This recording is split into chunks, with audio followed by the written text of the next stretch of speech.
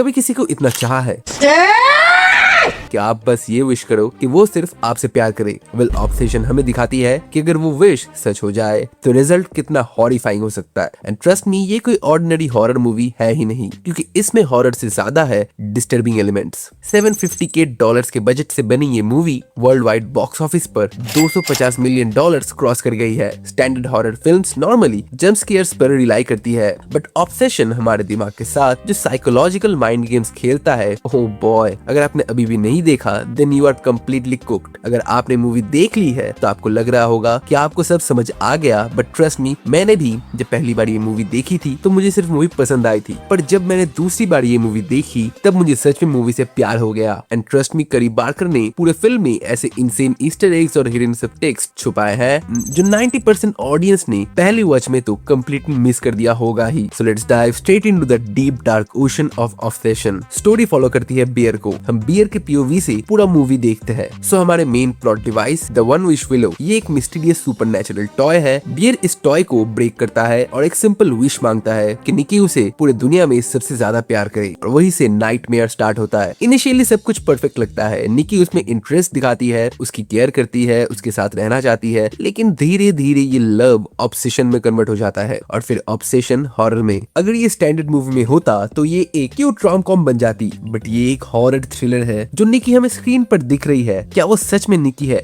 No, she is actually an entity called Tupal. So Tupal एक ऐसा supernatural entity होता है जो टिबेटन मिस्टिसिज्म से इंस्पायर्ड है। ये इंसान के दिमाग और मेमोरीज को फिल्टर करके एक आर्टिफिशियल रियलिटी क्रिएट करते हैं ताकि विश मांगने वाले को कंटेंटमेंट यानी सेटिस्फेक्शन दे सके। Okay, now let's talk about the hidden clues. Detail number 1 जो मैंने पहली बार देखने के बाद रियलाइज नहीं किया था कि सिनेमेटोग्राफी बहुत ज्यादा औसम है, क्योंकि नॉर्मली हम देखते हैं कैमरा जिस कैरेक्टर पे फोकस होता है नॉर्मली उसी का मूवमेंट हम देखते हैं मूवी में, लेकिन इस मूवी में बैकग्राउंड में ऐसी बहुत कुछ चीजें हो रही थी जो ब्लर में थी, लेकिन आपको नोटिस करना होगा। जैसे कि पहली बार जब इयन बियर को कॉल करता है तब निकी पहले से ही बियर के घर के बाहर खड़ी थी, सिर्फ उसकी शैडो दिखती है हमें। बट जब इयन का कॉल खत्म होता है तब एक्चुअली जब निकी वहां से हटती है तब हमें समझ आता है कि निकी तो बियर के घर के पास पहले से ही खड़ी है, और ये बहुत ज्यादा स्कैरी था। देन डिटेल नंबर 2, मुझे पहली बार मूवी देख के ये पता नहीं लग रहा था कि एक एंटिटी या फिर कैरेक्टर जो किसी को इतना प्यार करता है वो उसके सामने ही इतना वियर्ड बिहेव क्यों कर रहा है, और मैं किसी को उसका पेट क्यों खिलाऊंगा। ये बात मुझे पहले तो बहुत इरिटेट कर रही थी कि मूवी हमें क्या दिखाना चाह रही है। फिर बाद में मैंने जब निकी की मूवमेंट सेकंड बार नोटिस किए तब मुझे समझ आया। सो एक्चुअली निकी के बॉडी में जो टूपल है उसे नहीं पता बियर को क्या पसंद है, तो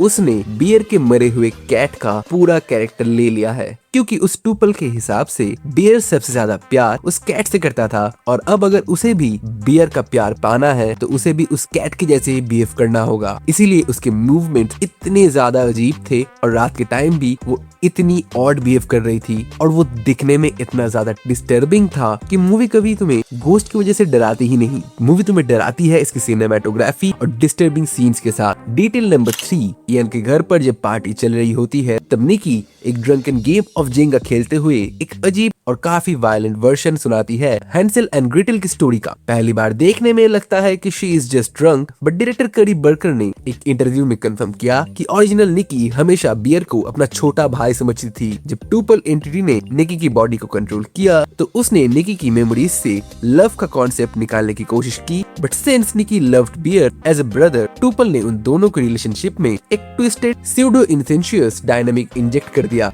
That is why her story felt so dark and wrong. The entity was literally glitching while trying to construct a fake version of romance. So guys, Obsession surface पर एक हॉरर मूवी लग सकती है, लेकिन अंदर से ये कंट्रोल, कॉन्सेंट, लोनलीनेस और अनहेल्दी अटैचमेंट के बारे में एक डिस्टर्बिंग साइकोलॉजिकल स्टोरी है। डिटेल नंबर 4, क्या तुमने नोटिस किया बियर का बेस्ट फ्रेंड इयन असल में उसका दोस्त था ही नहीं, क्योंकि उसने सबसे बड़ा ब्लो को कई बार तोड़ा है, क्योंकि उसे पहले ही बता देना चाहिए था कि वो और निकी डेट कर रही थी, और वो भी पिछले 2 सालों से, और इसीलिए इयन कभी चाहता ही नहीं था कि बियर निकी को डेट करे। और जब उसे पता चला कि निकी बियर से ऑब्सेस्ड है तब सबसे बड़ा झटका इयन को ही लगा था, और वो उसके बिहेवियर से काफी ज्यादा ऑब्वियस था, क्योंकि इयन कभी चाहता ही नहीं था कि निकी बियर की हो। और इसीलिए ही इयन ने बियर को कहा था निकी को फ्रीकी निकी कहने को। और इयन को ये बात बहुत अच्छे से पता थी कि ये बात सुन के निकी को ज्यादा पसंद नहीं आएगा और शायद इससे निकी भी बियर से और ज्यादा दूर हो जाए। और इनफैक्ट लास्ट में भी इयन अगर चाहता तो बियर को बचा सकता था, लेकिन उसने मांगी भी तो क्या, $1 बिलियन, जिसको मांगने के बाद ही वो निकी के हाथों ही मारा गया। ऑब्सेशन ने प्रूफ कर दिया कि आपको $multi-million